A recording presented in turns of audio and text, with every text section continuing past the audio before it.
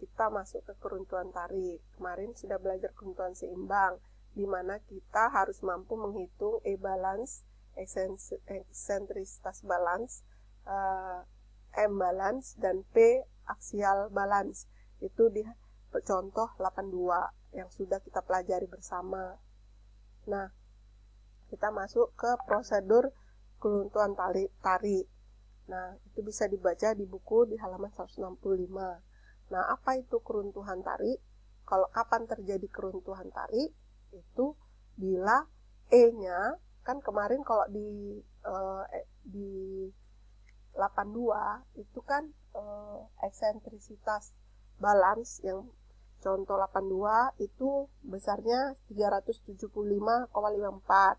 Nah, misalkan P yang terjadi itu bekerja di E sama dengan 500 mm. Nah, itu kan lebih besar dari 375,54. Maka kolom ini akan dianalisa menurut keruntuhan tarik, ya kan?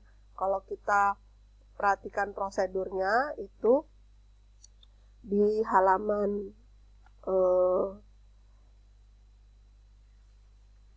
166, contoh 83, ya kan? Nah, di situ nih, ya kan, terjelas E lebih besar dari 375. Maka kita hitung dulu PN dengan perhitungan seperti ini, ya. Di mana nilai A belum diketahui, ya. Jadi kita dapat dalam bentuk persamaan. Ini persamaan yang kita peroleh. Nah, berikutnya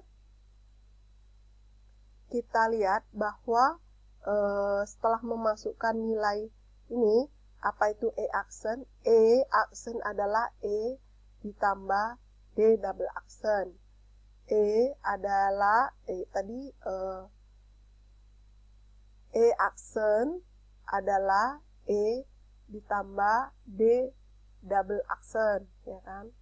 Nah, karena penampang tulangan simetris, maka pusat berat plastis terletak pada titik berat penampang. Nih. Jadi totalnya ini kan nilainya 550. Maka bagi duanya itu karena dia simetris, tulangannya ini 4D29, ini 4D29 juga, maka langsung bagi 2. Inilah dia 275, ya kan?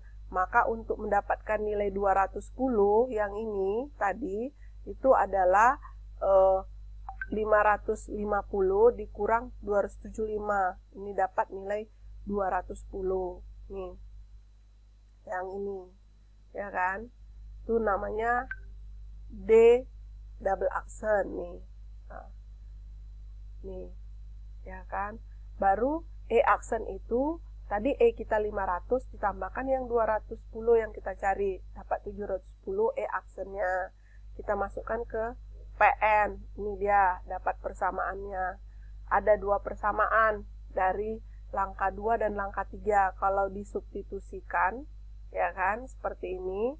Nah, dianggap PN itu kan sama besar nilainya. Maka PN langkah 2 sama dengan PN langkah 3. Diperolehlah persamaan kuadrat. Dari persamaan kuadrat kita dapat nilai A. Nilai A dimasukkan ke persamaan yang kita sudah cari di sini. Yang tadi ini kan fungsi A-nya belum diketahui. Setelah didapat nilai A dari ini, kita masukkan ke persamaan ini, ya kan? Nah, nilai yang sudah kita dapat dari persamaan ini, ya, dapatlah nilai PN, dapat nilai MN yang sudah kita masukkan dari yang diketahui. Lalu kita periksa tulangannya sudah lulu apa belum, ya kan? A-nya yang dapat kita tadi dapat mencari nilai C dibagi beta 1. Kenapa 0,85?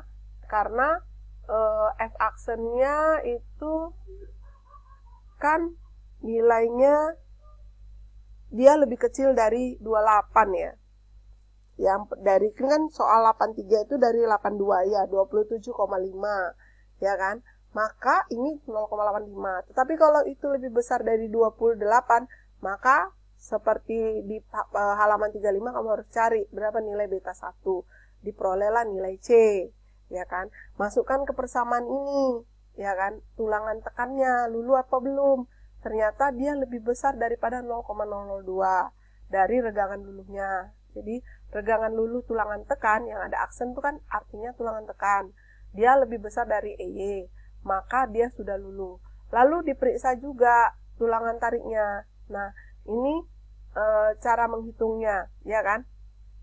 Cara menghitungnya dia ternyata lebih besar juga dari EY. Nah, apabila tulangan tekan belum luluh, Fs aksen dihitung dari persamaan yang ini. Jadi kalau misalnya dia dapatnya lah dia, misal ya, ini 0,0019.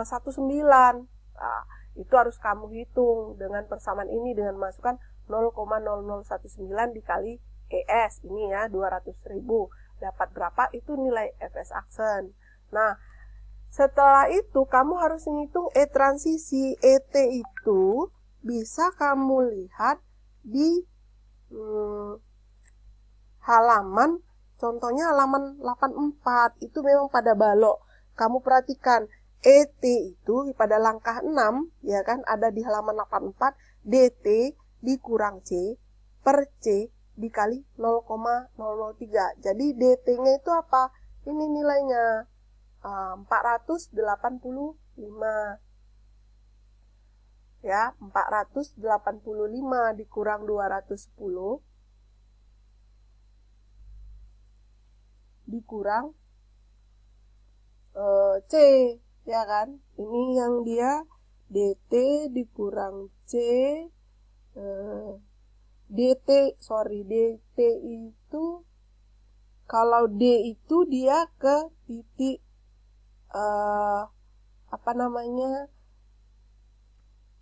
titik berat tulangan.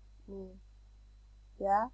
Kalau DT, ET itu ini juga sama. Dia ke pas juga dia itu ke 485, ya. 485 dia. Dimasukkan nilainya dapatnya 0,0039. Nah, iya, makanya ini ya. Sama dia 0,0039 nilai ET-nya. D-nya ini besarnya 485. Kecuali tadi di sini ada 2 lapis, maka DT-nya itu lapis yang terakhir. Kalau D itu kan titik berat tulangan, karena ini 1 lapis, DT sama dengan D, ya. Maka dapat dia 0,0039. Ini dapat dia, masukkan nilainya, ternyata faktor reduksinya 0,81. Kita masukkanlah D, dapatlah segini. Itulah kita menghitung aksial tereduksi dan momen tereduksi. Itu untuk penulangan seimbang.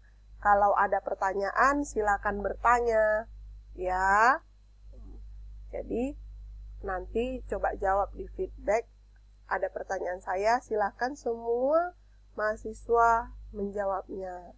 Terima kasih.